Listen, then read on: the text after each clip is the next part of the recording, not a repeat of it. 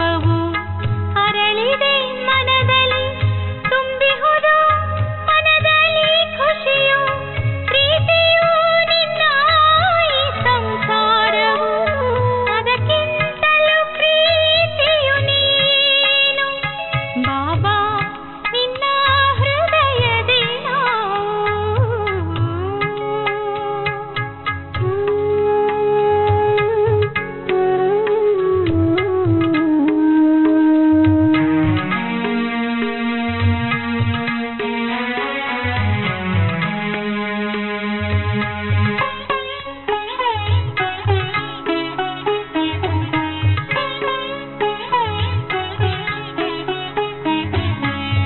ಎದುರಿನಲ್ಲಿರಲಿ ನಯನದಲ್ಲಿರಲಿ ಹೃದಯದಿ ಹೊಮ್ಮಿದ ಮಾತೊಂದೇ, ನಿನ್ನನ್ನು ನೋಡುವೆ ನಿನ್ನನೇ ನೆನೆಯುವೆ ಪ್ರತಿ ಕ್ಷಣವೂ ದಿನರಾತ್ರಿಯಲಿ.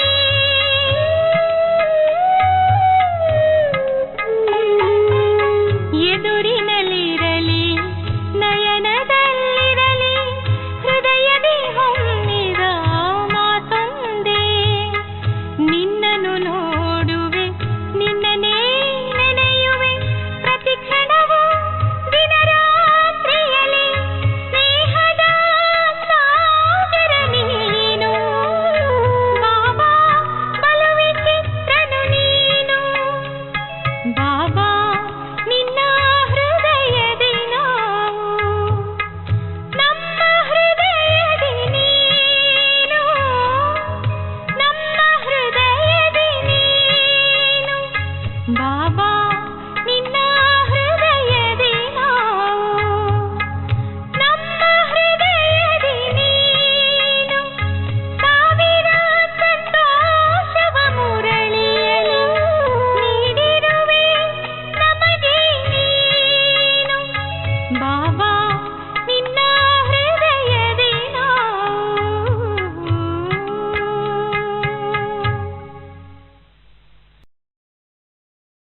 ಓಂ ಶಾಂತಿ. ಇಂದಿನ ದಿನಾಂಕ 28/10/2024. ಬಾಪ್ ದಾದಾ ಪ್ರಾರ್ಥ ಮುರುಳಿ ಮಧುಬನ.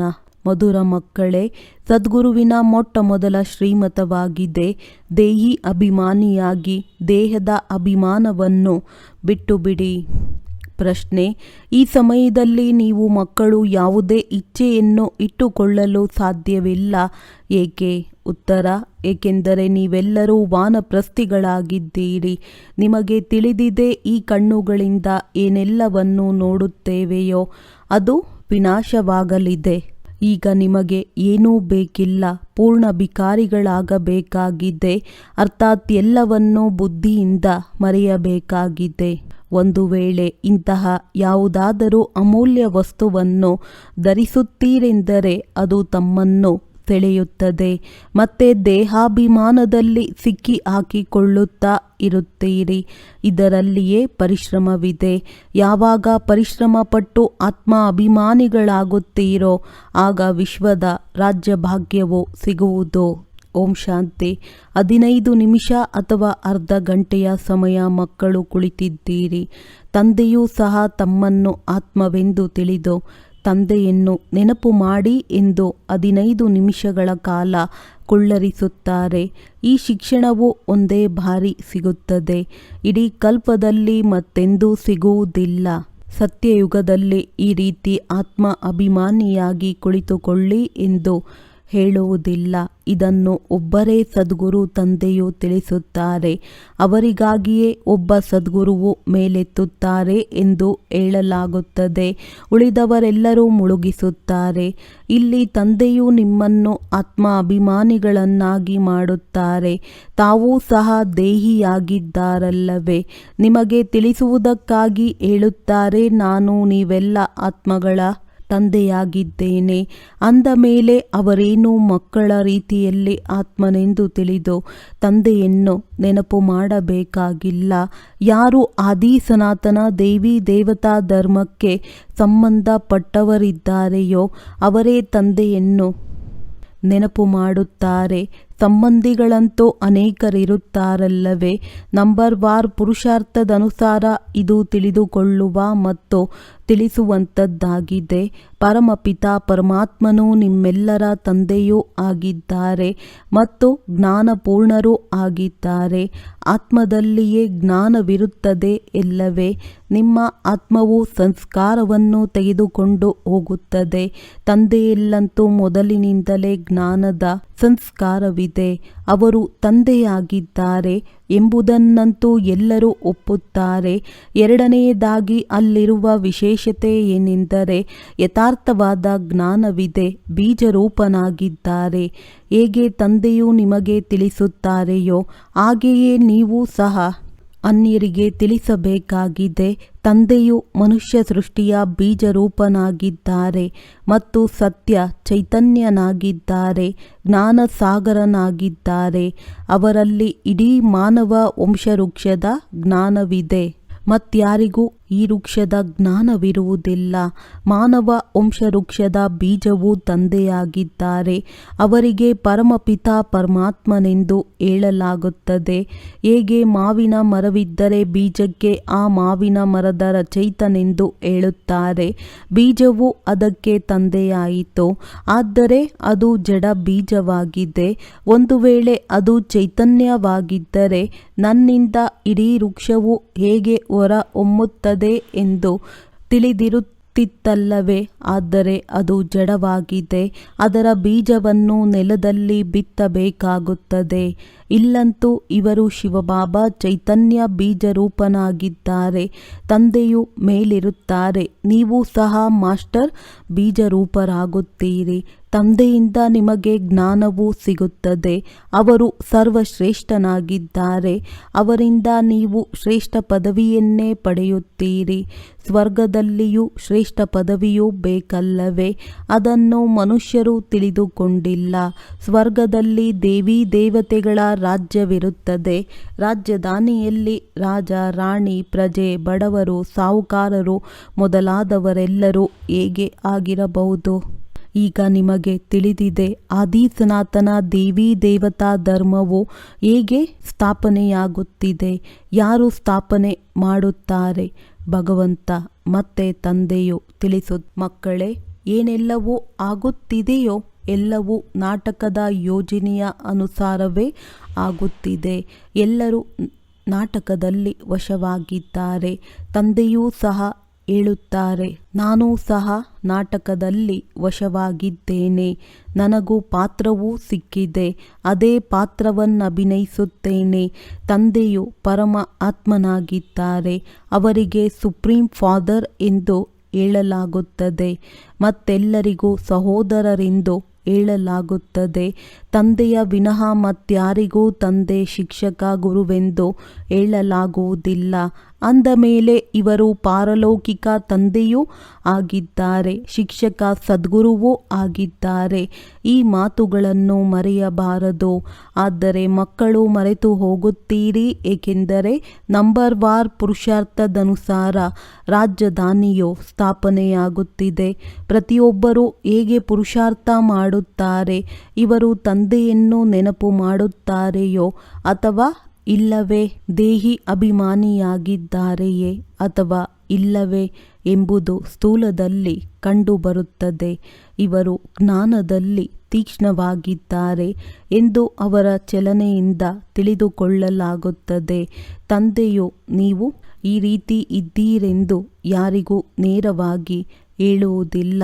ಏಕೆಂದರೆ ತಂದೆಯು ಹೀಗೇಕೆ ಹೇಳಿದರು, ಎಲ್ಲರೂ ಏನು ತಿಳಿದುಕೊಳ್ಳುವರೋ ಎಂದು ಆಘಾತವಾಗಬಾರದೆಂದು ತಂದೆಯು ನೇರವಾಗಿ ತಿಳಿಸುವುದಿಲ್ಲ. ಇಂತಿಂಥವರು ಯಾವ ರೀತಿ ಸರ್ವೀಸ್ ಮಾಡುತ್ತಾರೆಂದು ತಂದೆಯು ತಿಳಿಸಬಲ್ಲರು. ಎಲ್ಲವೂ ಸರ್ವೀಸಿನ ಮೇಲೆ ಆಧಾರಿತವಾಗಿದೆ. ತಂದೆಯೂ ಸಹ ಬಂದು ಸರ್ವೀಸ್ ಮಾಡುತ್ತಾರಲ್ಲವೇ. ಮಕ್ಕಳೇ ತಂದೆಯನ್ನು ನೆನಪು ಮಾಡಬೇಕಾಗಿದೆ. ಈ ನೆನಪಿನ ವಿಷಯವೇ ಕಷ್ಟವಾಗಿದೆ. ತಂದೆಯು ಜ್ಞಾನ ಮತ್ತು ಯೋಗವನ್ನು ಕಲಿಸುತ್ತಾರೆ. ಅದರಲ್ಲಿ ಜ್ಞಾನವು ಬಹಳ ಸರಳವಾಗಿದೆ, ಆದರೆ ಯೋಗದ ವಿಷಯವೇ ಕಷ್ಟವಾಗಿದೆ. ಆದ್ದರಿಂದ ನೆನಪಿನಲ್ಲಿಯೇ ಅನುತ್ತೀರ್ಣರಾಗುತ್ತಾರೆ. ದೇಹಾಭಿಮಾನವು ಬಂದು ಬಿಡುತ್ತದೆ. ಆಗ ಇದು ಬೇಕು, ಆ ಒಳ್ಳೆಯ ವಸ್ತು ಬೇಕು ಎಂಬ ವಿಚಾರಗಳು ಬರುತ್ತವೆ. ತಂದೆಯು ತಿಳಿಸುತ್ತಾರೆ, ಇಲ್ಲಂತೂ ನೀವು ವನವಾಸದಲ್ಲಿದ್ದೀರಲ್ಲವೇ, ನೀವೀಗ ವಾನಪ್ರಸ್ಥದಲ್ಲಿ ಹೋಗಬೇಕಾಗಿದೆ ಅಂದ ಮೇಲೆ ಅಂತಹ ಯಾವುದೇ ಮತ್ತೆ ಮತ್ತೆ ಗಮನ ಸೆಳೆಯುವಂತಹ ವಸ್ತುವನ್ನು ಧರಿಸಬಾರದು. ಏಕೆಂದರೆ ನೀವು ವನವಾಸದಲ್ಲಿದ್ದೀರಲ್ಲವೇ. ಒಂದು ವೇಳೆ ಇಂತಹ ಯಾವುದಾದರೂ ಪ್ರಾಪಂಚಿಕ ವಸ್ತುಗಳಿದ್ದರೆ ಅದು ಮತ್ತೆ ಮತ್ತೆ ಸೆಳೆಯುತ್ತದೆ, ಶರೀರವೂ ಸೆಳೆಯುತ್ತದೆ, ಪದೇ ಪದೇ ದೇಹಾಭಿಮಾನದಲ್ಲಿ ತೆಗೆದುಕೊಂಡು ಬರುತ್ತದೆ. ಆದ್ದರಿಂದ ಇದರಲ್ಲಿಯೇ ಪರಿಶ್ರಮವಿದೆ. ಪರಿಶ್ರಮವಿಲ್ಲದೆ ವಿಶ್ವದ ರಾಜ್ಯ ಭಾಗ್ಯವು ಸಿಗಲು ಸಾಧ್ಯವಿಲ್ಲ. ಪರಿಶ್ರಮವನ್ನೂ ಸಹ ನಂಬರ್ವಾರ್ ಪುರುಷಾರ್ಥದನುಸಾರ ಕಲ್ಪವೂ ಮಾಡುತ್ತಾ ಬಂದಿದ್ದೀರಿ ಮತ್ತು ಮಾಡುತ್ತಲೇ ಇರುತ್ತೀರಿ. ಫಲಿತಾಂಶವು ಪ್ರತ್ಯಕ್ಷವಾಗುತ್ತಾ ಹೋಗುತ್ತದೆ. ಶಾಲೆಯಲ್ಲಿಯೂ ಸಹ ನಂಬರ್ವಾರ್ ಆಗಿ ವರ್ಗಾಯಿತರಾಗುತ್ತಾರೆ. ಇಂಥವರು ಬಹಳ ಚೆನ್ನಾಗಿ ಪರಿಶ್ರಮ ಪಟ್ಟರು, ಇವರಿಗೆ ಓದುವ ಉಮಂಗವಿದೆ ಎಂಬುದನ್ನು ಶಿಕ್ಷಕರೂ ಸಹ ತಿಳಿಯುತ್ತಾರೆ. ಅವರನ್ನು ನೋಡಿದಾಗ ಆ ಅನುಭವವಾಗುತ್ತದೆ. ಆ ಸ್ಥೂಲ ವಿದ್ಯೆಯಲ್ಲಂತೂ 1ನೇ ತರಗತಿಯಿಂದ ವರ್ಗಾವಣೆಯಾಗಿ 2ನೇ ಮತ್ತು 3ನೆಯ ತರಗತಿಯಲ್ಲಿ ಬರುತ್ತಾ ಹೋಗುತ್ತಾರೆ. ಆದರೆ ಇಲ್ಲಂತೂ ಒಂದೇ ಬಾರಿ ಓದಬೇಕಾಗಿದೆ. ಮುಂದೆ ಓದಂತೆ ಎಷ್ಟು ಸಮೀಪವಾಗುತ್ತಾ ಹೋಗುತ್ತೀರೋ ಅಷ್ಟು ಎಲ್ಲವೂ ಅರ್ಥವಾಗುತ್ತಾ ಹೋಗುತ್ತದೆ. ಅಂದ ಮೇಲೆ ಬಹಳ ಪರಿಶ್ರಮ ಪಡಬೇಕಾಗಿದೆ. ಆಗ ಅವಶ್ಯವಾಗಿ ಶ್ರೇಷ್ಠ ಪದವಿಯನ್ನು ಪಡೆಯುತ್ತೀರಿ. ಇದಂತೂ ತಿಳಿದಿದೆ. ಕೆಲವರು ರಾಜ ರಾಣಿಯಾಗುತ್ತಾರೆ, ಕೆಲವರು ಪ್ರಜೆಗಳಾಗುತ್ತಾರೆ. ಪ್ರಜೆಗಳೂ ಸಹ ಬಹಳಷ್ಟು ಸಂಖ್ಯೆಯಲ್ಲಿ ಆಗುತ್ತಾರೆ. ಅವರವರ ಭವಿಷ್ಯದ ಪದವಿಯು ಅವರ ಚಲನೆಯಿಂದಲೇ ತಿಳಿದು ಬರುತ್ತದೆ. ಇವರು ದೇಹಾಭಿಮಾನದಲ್ಲಿ ಎಷ್ಟಿರುತ್ತಾರೆ, ತಂದೆಯೊಂದಿಗೆ ಇವರ ಪ್ರೀತಿಯು ಎಷ್ಟಿದೆ ಎಂಬುದನ್ನು ತಿಳಿಯಬಹುದಾಗಿದೆ. ತಂದೆಯ ಜೊತೆಯೇ ಪ್ರೀತಿ ಇರಬೇಕು, ಸಹೋದರರ ಜೊತೆಯಲ್ಲ. ಸಹೋದರರ ಪ್ರೀತಿಯಿಂದ ಏನೂ ಸಿಗುವುದಿಲ್ಲ. ಎಲ್ಲರಿಗೆ ಆಸ್ತಿಯು ಒಬ್ಬ ತಂದೆಯಿಂದಲೇ ಸಿಗಬೇಕಾಗಿದೆ. ಆದ್ದರಿಂದ ತಂದೆಯು ತಿಳಿಸುತ್ತಾರೆ, ಮಕ್ಕಳೇ, ತನ್ನನ್ನು ಆತ್ಮನೆಂದು ತಿಳಿದು ನನ್ನನ್ನು ನೆನಪು ಮಾಡಿ, ಅದರಿಂದ ನಿಮ್ಮ ಪಾಪಗಳು ನಾಶವಾಗುತ್ತದೆ. ಮೂಲ ಮಾತೆ ಇದಾಗಿದೆ. ಈ ನೆನಪಿನಿಂದಲೇ ಶಕ್ತಿಯೂ ಬರುತ್ತದೆ. ದಿನ ಪ್ರತಿದಿನ ಬ್ಯಾಟರಿಯು ತುಂಬುತ್ತಾ ಹೋಗುತ್ತದೆ. ಏಕೆಂದರೆ ಜ್ಞಾನದ ಧಾರಣೆಯಾಗುತ್ತದೆ ಎಲ್ಲವೇ. ಬಾಣವು ನಾಟುತ್ತಾ ಹೋಗುತ್ತದೆ. ದಿನ ಪ್ರತಿದಿನ ನಂಬರ್ವಾರ್ ಪುರುಷಾರ್ಥದನುಸಾರ ನಿಮ್ಮ ಉನ್ನತಿಯಾಗುತ್ತಾ ಹೋಗುತ್ತದೆ. ಇವರೊಬ್ಬರೇ ತಂದೆ, ಶಿಕ್ಷಕ, ಸದ್ಗುರುವಾಗಿದ್ದಾರೆ. ದೇಹಿ ಅಭಿಮಾನಿಗಳಾಗುವ ಶಿಕ್ಷಣವನ್ನು ಕೊಡುತ್ತಾರೆ. ಮತ್ಯಾರೂ ಈ ಶಿಕ್ಷಣವನ್ನು ಕೊಡಲು ಸಾಧ್ಯವಿಲ್ಲ. ಏಕೆಂದರೆ ಉಳಿದವರೆಲ್ಲರೂ ದೇಹಾಭಿಮಾನಿಗಳಾಗಿದ್ದಾರೆ. ಆತ್ಮ ಅಭಿಮಾನಿಯಾಗುವ ಜ್ಞಾನವು ಯಾರಿಗೂ ಸಿಗುವುದಿಲ್ಲ. ಮನುಷ್ಯರು ತಂದೆ, ಶಿಕ್ಷಕ, ಗುರುವಾಗಲು ಸಾಧ್ಯವಿಲ್ಲ. ಪ್ರತಿಯೊಬ್ಬರೂ ತಮ್ಮ ತಮ್ಮ ಪಾತ್ರವನ್ನಭಿನಯಿಸುತ್ತಿದ್ದಾರೆ. ನೀವು ಸಾಕ್ಷಿಯಾಗಿ ನೋಡುತ್ತಿದ್ದೀರಿ. ಇಡೀ ನಾಟಕವನ್ನು ಸಾಕ್ಷಿಯಾಗಿ ನೋಡಬೇಕಾಗಿದೆ, ಪಾತ್ರವನ್ನು ಮಾಡಬೇಕಾಗಿದೆ. ತಂದೆಯು ರಚಯಿತ, ನಿರ್ದೇಶಕ ಮತ್ತು ಪಾತ್ರಧಾರಿಯಾಗಿದ್ದಾರೆ. ಶಿವ ತಂದೆಯು ಬಂದು ಪಾತ್ರವನ್ನಭಿನಯಿಸುತ್ತಾರೆ. ಎಲ್ಲರ ತಂದೆಯಾಗಿದ್ದಾರಲ್ಲವೇ. ಗಂಡು ಮಕ್ಕಳು ಅಥವಾ ಹೆಣ್ಣು ಮಕ್ಕಳು ಎಲ್ಲರಿಗೂ ಆಸ್ತಿಯನ್ನು ಕೊಡುತ್ತಾರೆ. ಒಬ್ಬರೇ ತಂದೆಯಾಗಿದ್ದಾರೆ. ಮತ್ತೆಲ್ಲ ಆತ್ಮರು ಸಹೋದರರಾಗಿದ್ದಾರೆ. ಆಸ್ತಿಯು ಒಬ್ಬ ತಂದೆಯಿಂದಲೇ ಸಿಗುತ್ತದೆ. ಈ ಪ್ರಪಂಚದ ಯಾವುದೇ ವಸ್ತುವು ಬುದ್ಧಿಯಲ್ಲಿ ನೆನಪು ಬರುವುದಿಲ್ಲ. ತಂದೆಯು ತಿಳಿಸುತ್ತಾರೆ, ನೀವು ಏನೆಲ್ಲವನ್ನು ನೋಡುತ್ತಿದ್ದೀರೋ ಇದೆಲ್ಲವೂ ವಿನಾಶವಾಗಲಿದೆ. ಈಗಂತೂ ನೀವು ಹಿಂತಿರುಗಿ ಮನೆಗೆ ಹೋಗಬೇಕಾಗಿದೆ. ಸನ್ಯಾಸಿಗಳು ಬ್ರಹ್ಮತತ್ವವನ್ನು ನೆನಪು ಮಾಡುತ್ತಾರೆ, ಆದರೆ ಮನೆಯನ್ನು ನೆನಪು ಮಾಡುತ್ತಾರೆ ಎಂದರ್ಥ. ನಾವು ಬ್ರಹ್ಮತತ್ವದಲ್ಲಿ ಲೀನವಾಗಿ ಬಿಡುತ್ತೇವೆ ಎಂದು ತಿಳಿಯುತ್ತಾರೆ. ಇದಕ್ಕೆ ಅಜ್ಞಾನವೆಂದು ಹೇಳಲಾಗುತ್ತದೆ. ಮನುಷ್ಯರು ಮುಕ್ತಿ ಜೀವನ್ಮುಕ್ತಿಗೆ ಏನೆಲ್ಲವನ್ನು ಹೇಳುತ್ತಾರೆಯೋ ಅದೆಲ್ಲವೂ ತಪ್ಪಾಗಿದೆ. ಯಾವುದೆಲ್ಲ ಯುಕ್ತಿಗಳನ್ನು ರಚಿಸುತ್ತಾರೆಯೋ ಎಲ್ಲವೂ ತಪ್ಪಾಗಿದೆ. ಸರಿಯಾದ ಮಾರ್ಗವನ್ನಂತೂ ತಂದೆಯೊಬ್ಬರೇ ತಿಳಿಸುತ್ತಾರೆ. ನಾಟಕದ ಯೋಜನೆಯ ಅನುಸಾರ ನಾನು ನಿಮ್ಮನ್ನು ರಾಜರಿಗೂ ರಾಜರನ್ನಾಗಿ ಮಾಡುತ್ತೇನೆಂದು ತಿಳಿಸುತ್ತಾರೆ. ಬಾಬಾ ನಮ್ಮ ಬುದ್ಧಿಯಲ್ಲಿ ಕುಳಿತುಕೊಳ್ಳುವುದಿಲ್ಲ. ತಾವೇ ತಮ್ಮ ಬಾಯನ್ನು ಬಿಡಿಸಿ ಕೃಪೆ ತೋರಿ ಎಂದು ಹೇಳುತ್ತಾರೆ. ಇದಕ್ಕೆ ತಂದೆಯೂ ತಿಳಿಸುತ್ತಾರೆ. ಇದರಲ್ಲಿ ತಂದೆಯೂ ಏನನ್ನೂ ಮಾಡುವ ಮಾತೇ ಇಲ್ಲ.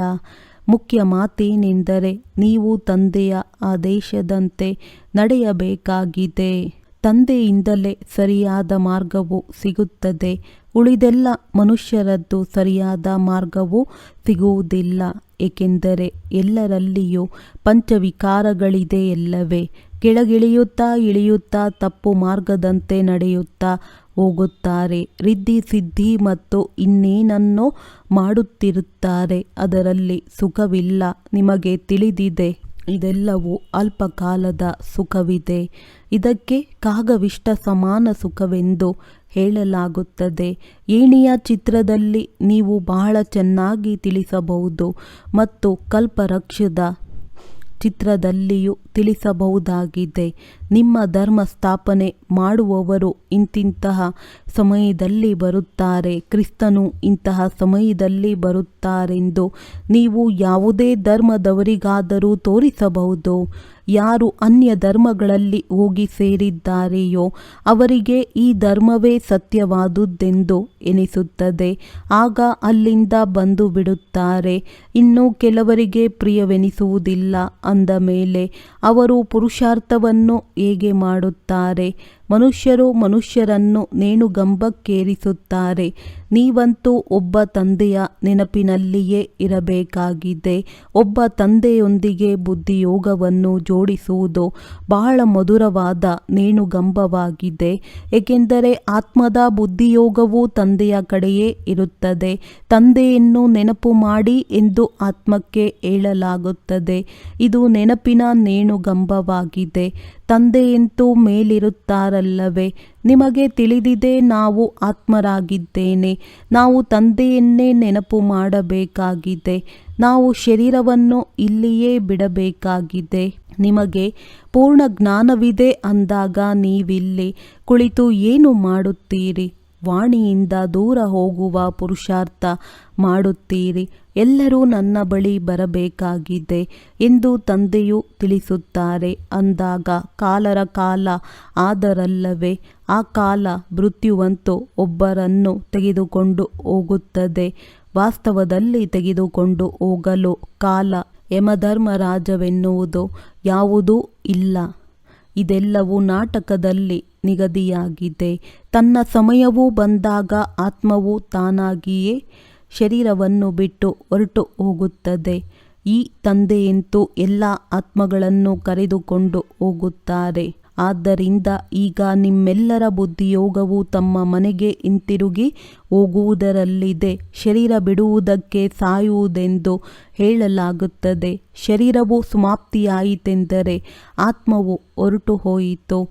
ಬಾಬಾ ನಮ್ಮನ್ನು ಈ ಸೃಷ್ಟಿಯಿಂದ ದೂರ ಕರೆದುಕೊಂಡು ಹೋಗಿ ನಾವು ಇಲ್ಲಿ ಇರುವುದಕ್ಕಾಗುವುದಿಲ್ಲ ಎಂದೇ ತಂದೆಯನ್ನು ಕರೆಯುತ್ತಾರೆ. ನಾಟಕದ ಯೋಜನೆಯ ಅನುಸಾರ ಈಗ ಹಿಂತಿರುಗಿ ಹೋಗಬೇಕಾಗಿದೆ.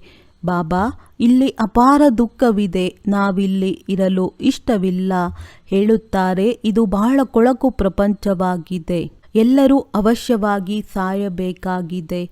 ಎಲ್ಲರ ವಾನಪ್ರಸ್ಥ ಸ್ಥಿತಿಯಾಗಿದೆ. ಈಗ ವಾಣಿಯಿಂದ ದೂರ ಹೋಗಬೇಕಾಗಿದೆ. ಇವೆಲ್ಲವೂ ಭಕ್ತಿ ಮಾರ್ಗದ್ದಾಗಿದೆ. ಇವು ಕಲ್ಪದ ನಂತರವೂ ಇದೇ ರೀತಿ ಆಗುತ್ತದೆ. ಇದು ನಾಟಕದ ವಿಚಿತ್ರವಾದ ಮಾತಾಗಿದೆ. ಈ ಟೇಪ್ ರೆಕಾರ್ಡರ್, ಗಡಿಯಾರ ಯಾವುದೆಲ್ಲವನ್ನು ಈ ಸಮಯದಲ್ಲಿ ನೋಡುತ್ತೀರೋ ಕಲ್ಪದ ನಂತರವೂ ಇದೇ ರೀತಿ ಇರುತ್ತದೆ. ಇದರಲ್ಲಿ ತಬ್ಬಿಬ್ಬಾಗುವ ಮಾತಿಲ್ಲ. ವಿಶ್ವದ ಹಿಸ್ಟ್ರಿ, ಜಿಯೋಗ್ರಫಿ ರಿಪೀಟ್ ಎಂಬುದರ ಅರ್ಥವೇ ಇತಿಹಾಸ ಭೂಗೋಳವು ಪ್ರತಿ ಕಲ್ಪದಲ್ಲಿ ಚಾಚೂ ತಪ್ಪದೆ ಪುನರಾವರ್ತನೆಯಾಗುವುದು ಎಂದಾಗಿದೆ. ಈಗ ನಿಮಗೆ ತಿಳಿದಿದೆ, ನಾವು ಪುನಃ ದೇವಿ ದೇವತೆಗಳಾಗುತ್ತಿದ್ದೇವೆ, ಅವರೇ ಮತ್ತೆ ಆಗುತ್ತಾರೆ. ಇದರಲ್ಲಿ ಸ್ವಲ್ಪವೂ ವ್ಯತ್ಯಾಸವಾಗಲು ಸಾಧ್ಯವಿಲ್ಲ. ಇವೆಲ್ಲವೂ ತಿಳಿದುಕೊಳ್ಳುವ ಮಾತುಗಳಾಗಿವೆ. ನೀವು ತಿಳಿದುಕೊಂಡಿದ್ದೀರಿ, ಅವರು ಬೇಅದ್ದಿನ ತಂದೆಯೂ ಆಗಿದ್ದಾರೆ, ಶಿಕ್ಷಕ ಸದ್ಗುರುವೂ ಆಗಿದ್ದಾರೆ. ಇಂತಹ ಮನುಷ್ಯರು ಯಾರೂ ಇರಲು ಸಾಧ್ಯವಿಲ್ಲ. ಇವರನ್ನು ನೀವು ಬಾಬಾ ಎಂದು ಹೇಳುತ್ತೀರಿ, ಪ್ರಜಾಪಿತ ಬ್ರಹ್ಮನೆಂದು ಹೇಳುತ್ತೀರಿ. ಇವರು ಬ್ರಹ್ಮ ಸಹ ಹೇಳುತ್ತಾರೆ, ಮಕ್ಕಳೇ, ನನ್ನಿಂದ ನಿಮಗೆ ಆಸ್ತಿಯು ಸಿಗುವುದಿಲ್ಲ. ಮಹಾತ್ಮ ಗಾಂಧೀಜಿಯೂ ಸಹ ಪ್ರಜಾಪಿತನಾಗಿರಲಿಲ್ಲ ಅಲ್ಲವೇ? ಈ ಮಾತುಗಳಲ್ಲಿ ನೀವು ತಬ್ಬಿಬ್ಬಾಗಬೇಡಿ ಎಂದು ತಂದೆಯು ತಿಳಿಸುತ್ತಾರೆ. ತಿಳಿಸಿ, ನಾವು ಬ್ರಹ್ಮನನ್ನು ಭಗವಂತ ಅಥವಾ ದೇವತೆ ಎಂದು ಹೇಳುವುದಿಲ್ಲ. ಇವರು ಕೇವಲ ಮಾಧ್ಯಮವಾಗಿದ್ದಾರೆ. ತಂದೆಯೂ ತಿಳಿಸಿದ್ದಾರೆ, ನಾನು ಇವರ ಅನೇಕ ಜನ್ಮಗಳ ಅಂತಿಮದಲ್ಲಿ ವಾನಪ್ರಸ್ಥ ಸ್ಥಿತಿಯಲ್ಲಿ ನಾನು ಇವರಲ್ಲಿ ಪ್ರವೇಶ ಮಾಡುತ್ತೇನೆ. ಇಡೀ ವಿಶ್ವವನ್ನು ಪಾವನ ಮಾಡುವುದಕ್ಕಾಗಿ ಕಲ್ಪವೃಕ್ಷದ ಚಿತ್ರದಲ್ಲಿಯೂ ತೋರಿಸಿ ಹೇಳಿ ನೋಡಿ. ಒಮ್ಮೆಲೆ ಬ್ರಹ್ಮರವರು ವೃಕ್ಷದ ತುದಿಯಲ್ಲಿ ನಿಂತಿದ್ದಾರೆ. ಈಗ ಎಲ್ಲರೂ ತಮೋ ಪ್ರಧಾನ ಜಡ್ಜಡೀಭೂತ ಸ್ಥಿತಿಯಲ್ಲಿದ್ದಾರೆ. ಇವರೂ ಸಹ ತಮೋ ಪ್ರಧಾನ. ಅದೇ ಮುಖ್ಯ ಲಕ್ಷಣಗಳಿವೆ. ಇವರಲ್ಲಿ ತಂದೆಯು ಪ್ರವೇಶ ಮಾಡಿ ಇವರ ಹೆಸರನ್ನು ಬ್ರಹ್ಮ ಎಂದು ಇಡುತ್ತಾರೆ. ಇಲ್ಲದಿದ್ದರೆ ಬ್ರಹ್ಮನೆಂಬ ಹೆಸರು ಎಲ್ಲಿಂದ ಬರುತ್ತದೆ? ಇವರು ಬ್ರಹ್ಮ ಪತಿತವಾಗಿದ್ದಾರೆ, ಅವರು ಕೃಷ್ಣ ಪಾವನನಾಗಿದ್ದಾರೆ. ಆ ಪಾವನ ಆತ್ಮವೇ 84 ಜನ್ಮಗಳನ್ನು ಪಡೆದು ಪತಿತ ಮನುಷ್ಯನಾಗುತ್ತಾರೆ. ಇವರು ಮನುಷ್ಯನಿಂದ ದೇವತೆಯಾಗುವವರಿದ್ದಾರೆ. ಮನುಷ್ಯರನ್ನು ದೇವತೆಗಳನ್ನಾಗಿ ಮಾಡುವುದು ತಂದೆಯ ಕರ್ತವ್ಯವೇ ಆಗಿದೆ. ಇದೆಲ್ಲವೂ ತಿಳಿದುಕೊಳ್ಳುವ ಬಹಳ ವಿಚಿತ್ರವಾದ ಮಾತುಗಳಾಗಿವೆ. ಈ ಬ್ರಹ್ಮರವರು ಸೆಕೆಂಡಿನಲ್ಲಿ ಅಂತಹ ದೇವತೆಯಾಗುತ್ತಾರೆ. ಮತ್ತೆ 84 ಜನ್ಮಗಳನ್ನು ತೆಗೆದುಕೊಂಡು ಈ ರೀತಿಯಾಗುತ್ತಾರೆ. ಇವರಲ್ಲಿ ತಂದೆಯು ಪ್ರವೇಶ ಮಾಡಿ ಓದಿಸುತ್ತಾರೆ. ನೀವು ಸಹ ಓದುತ್ತೀರಿ. ಇವರದ್ದು ಮನೆತನವೂ ಇದೆಯಲ್ಲವೇ? ಲಕ್ಷ್ಮೀನಾರಾಯಣ ರಾಧೆ ಕೃಷ್ಣರ ಮಂದಿರವೂ ಇದೆ. ಆದರೆ ರಾಜಕುಮಾರ ರಾಜಕುಮಾರಿಯಾಗಿದ್ದಂತಹ ರಾಧೆ ಕೃಷ್ಣರ ನಂತರ ಲಕ್ಷ್ಮೀನಾರಾಯಣರಾಗುತ್ತಾರೆ. ಇವರು ಭಿಕಾರಿಯಿಂದ ರಾಜಕುಮಾರನಾಗುತ್ತಾರೆ, ಮತ್ತೆ ರಾಜಕುಮಾರನಿಂದ ಭಿಕಾರಿಯಾಗುತ್ತಾರೆ. ಎಷ್ಟು ಸಹಜ ಮಾತಾಗಿದೆ. 84 ಜನ್ಮಗಳ ಚರಿತ್ರೆಯು ಇವೆರಡು ಚಿತ್ರಗಳಲ್ಲಿವೆ. ಇವರೇ ಬ್ರಹ್ಮ ಸರಸ್ವತಿ ಆ ರೀತಿಯಾಗುತ್ತಾರೆ. ದಂಪತಿಗಳಾಗಿದ್ದಾರೆ. ಆದ್ದರಿಂದ 4 ಭುಜಗಳನ್ನು ತೋರಿಸುತ್ತಾರೆ. ಪ್ರವೃತ್ತಿ ಮಾರ್ಗವಾಗಿದೆಯಲ್ಲವೇ? ಒಬ್ಬ ಸದ್ಗುರುವೇ ನಿಮ್ಮನ್ನು ದೂರ ಕರೆದುಕೊಂಡು ಹೋಗುತ್ತಾರೆ. ತಂದೆಯು ಎಷ್ಟು ಚೆನ್ನಾಗಿ ತಿಳಿಸುತ್ತಾರೆ. ಮತ್ತೆ ದೈವಿ ಗುಣಗಳೂ ಬೇಕು. ಸ್ತ್ರೀನ ಕುರಿತು ಪತಿಯನ್ನು, ಪತಿಯು ಕುರಿತು ಸ್ತ್ರೀಯನ್ನು ಕೇಳಿದಾಗ ಇವರಲ್ಲಿ ಇಂತಿಂತಹ ನಿರ್ಬಲತೆಗಳಿವೆ ಎಂದು ತಕ್ಷಣ ತಿಳಿಸಿಬಿಡುತ್ತಾರೆ. ಈ ಮಾತಿನಲ್ಲಿ ಇವರು ತೊಂದರೆ ಕೊಡುತ್ತಾರೆ ಇಲ್ಲವೇ? ನಾವಿಬ್ಬರು ಸರಿಯಾಗಿ ನಡೆಯುತ್ತಿದ್ದೇವೆ, ಯಾರು ಯಾರಿಗೆ ತೊಂದರೆ ಕೊಡುವುದಿಲ್ಲ, ಇಬ್ಬರು ಪರಸ್ಪರ ಸಹಯೋಗಿಗಳಾಗಿ ನಡೆಯುತ್ತೇವೆಂದು ಹೇಳುತ್ತಾರೆ. ಕೆಲವರಂತೂ ಒಬ್ಬರು ಇನ್ನೊಬ್ಬರನ್ನು ಬೀಳಿಸುವ ಪ್ರಯತ್ನ ಪಡುತ್ತಾರೆ. ತಂದೆಯು ತಿಳಿಸುತ್ತಾರೆ, ಇದರಲ್ಲಿ ಸ್ವಭಾವವನ್ನು ಚೆನ್ನಾಗಿ ಪರಿವರ್ತನೆ ಮಾಡಿಕೊಳ್ಳಬೇಕಾಗಿದೆ. ಅದೆಲ್ಲವೂ ಆಸುರಿ ಸ್ವಭಾವವಾಗಿರುತ್ತದೆ. ಇದೆಲ್ಲವನ್ನು ನೀವು ತಿಳಿದುಕೊಂಡಿದ್ದೀರಿ. ಆಸುರರು ಮತ್ತು ದೇವತೆಗಳ ಯುದ್ಧವು ನಡೆಯಲಿಲ್ಲ. ಹಳೆಯ ಪ್ರಪಂಚ ಮತ್ತು ಹೊಸ ಪ್ರಪಂಚದವರು ಪರಸ್ಪರ ಒಂದು ಕಡೆ ಸೇರಲು ಹೇಗೆ ಸಾಧ್ಯ? ತಂದೆಯು ತಿಳಿಸುತ್ತಾರೆ, ಕಳೆದು ಹೋದ ಮಾತುಗಳನ್ನು ಅವರು ಕಥೆಗಳ ರೂಪದಲ್ಲಿ ಬರೆದಿದ್ದಾರೆ. ಕಥೆಯೆಂದು ಹೆಸರಿಡುತ್ತಾರೆ. ಹಬ್ಬ ಹರಿದಿನಗಳೆಲ್ಲವೂ ಇಲ್ಲಿಯ ನೆನಪಾರ್ಥವಾಗಿದೆ. ದ್ವಾಪರದಿಂದ ಹಿಡಿದು ಇದೆಲ್ಲವನ್ನು ಆಚರಣೆ ಮಾಡುತ್ತಾರೆ. ಸತ್ಯಯುಗದಲ್ಲಿ ಆಚರಿಸುವುದಿಲ್ಲ. ಇವೆಲ್ಲವೂ ಬುದ್ಧಿಯಿಂದ ತಿಳಿದುಕೊಳ್ಳುವ ಮಾತುಗಳಾಗಿವೆ. ದೇಹಾಭಿಮಾನದ ಕಾರಣ ಬಹಳಷ್ಟು ವಿಚಾರಗಳನ್ನು ಮರೆತು ಹೋಗುತ್ತಾರೆ. ಜ್ಞಾನವು ಬಹಳ ಸಹಜವಾಗಿದೆ. 7 ದಿನಗಳಲ್ಲಿ ಪೂರ್ಣ ಜ್ಞಾನವೂ ಧಾರಣೆಯಾಗಿ ಬಿಡುತ್ತದೆ ಎಲ್ಲವೇ. ನೀವು ನೆನಪಿನ ಯಾತ್ರೆಯಲ್ಲಿ ಗಮನವಿಡಬೇಕು. ಒಳ್ಳೆಯದು. ಮಧುರಾತಿ ಮಧುರ ಅಗಲಿ ಮರಳಿ ಸಿಕ್ಕಿರುವಂತಹ ಮಕ್ಕಳಿಗೆ ಪ್ರೀತಿಯ ಮಾತ್ಪಿತಾ ಬಾಪ್ತಾದರವರ ನೆನಪು, ಪ್ರೀತಿ ಹಾಗೂ ಸುಪ್ರಭಾತ. ಆತ್ಮೀಯ ಮಕ್ಕಳಿಗೆ ಆತ್ಮೀಯ ತಂದೆಯ ನಮಸ್ತೆ. ಧಾರಣೆಗಾಗಿ ಮುಖ್ಯ ಸಾರ. ಈ ಬೇಹದ್ದಿನ ನಾಟಕದಲ್ಲಿ ಪಾತ್ರವನ್ನು ಅಭಿನಯಿಸುತ್ತಾ ಪೂರ್ಣ ನಾಟಕವನ್ನು ಸಾಕ್ಷಿಯಾಗಿ ನೋಡಬೇಕಾಗಿದೆ. ಇದರಲ್ಲಿ ತಬ್ಬಿಬ್ಬರಾಗಬಾರದು. ಈ ಪ್ರಪಂಚದಲ್ಲಿನ ಯಾವುದೇ ವಸ್ತುವನ್ನು ನೋಡುತ್ತಿದ್ದರೂ ಅದು ಬುದ್ಧಿಯಲ್ಲಿ ನೆನಪಿಗೆ ಬರಬಾರದು. ತಮ್ಮ ಆಸುರಿ ಸ್ವಭಾವವನ್ನು ಪರಿವರ್ತನೆ ಮಾಡಿಕೊಂಡು ದೈವಿ ಸ್ವಭಾವವನ್ನು ಧಾರಣೆ ಮಾಡಿಕೊಳ್ಳಬೇಕಾಗಿದೆ. ಪರಸ್ಪರ ಸಹಯೋಗಿಗಳಾಗಿ ನಡೆಯಬೇಕಾಗಿದೆ. ಯಾರಿಗೂ ತೊಂದರೆ ಕೊಡಬಾರದು. ವರದಾನ: ಸ್ವಯಂನಲ್ಲಿ ಸರ್ವಶಕ್ತಿಗಳನ್ನು ಇಮರ್ಜ್ ರೂಪದಲ್ಲಿ ಅನುಭವ ಮಾಡುವಂತಹ ಸರ್ವಸಿದ್ಧಿ ಸ್ವರೂಪ ಭವ. ಲೌಕಿಕದಲ್ಲಿ ಕೆಲವರಲ್ಲಿ ಕೆಲವು ಶಕ್ತಿಗಳಿರುತ್ತವೆ. ಇಲ್ಲ ಹಣದ್ದಿರಬಹುದು, ಇಲ್ಲ ಬುದ್ಧಿಯದಿರಬಹುದು, ಇಲ್ಲ ಸಂಬಂಧ ಸಂಪರ್ಕದಿರಬಹುದು. ಅಂದರೆ ಅವರಿಗೆ ನಿಶ್ಚಯವಿರುವುದು ಇದೇನು ದೊಡ್ಡ ವಿಷಯ ಎಂದು. ಅವರು ಶಕ್ತಿಯ ಆಧಾರದಿಂದ ಸಿದ್ಧಿಯನ್ನು ಪ್ರಾಪ್ತಿ ಮಾಡಿಕೊಳ್ಳುತ್ತಾರೆ. ನಿಮ್ಮ ಬಳಿಯಾದರೂ ಎಲ್ಲ ಶಕ್ತಿಗಳು ಇವೆ. ಅವಿನಾಶಿ ಧನದ ಶಕ್ತಿ ಸದಾ ಜೊತೆಯಲ್ಲಿರುವುದು. ಬುದ್ಧಿಯ ಶಕ್ತಿಯೂ ಸಹ ಇದೆ. ಪೊಸಿಷನ್ನ ಶಕ್ತಿಯೂ ಸಹ ಇದೆ. ಸರ್ವಶಕ್ತಿಗಳು ನಿಮ್ಮಲ್ಲಿ ಇವೆ.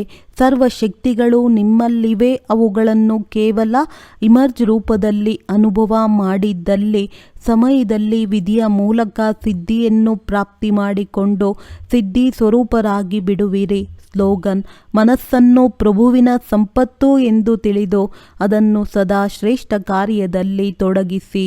ಒಳ್ಳೆಯದು. ಓಂ ಶಾಂತಿ.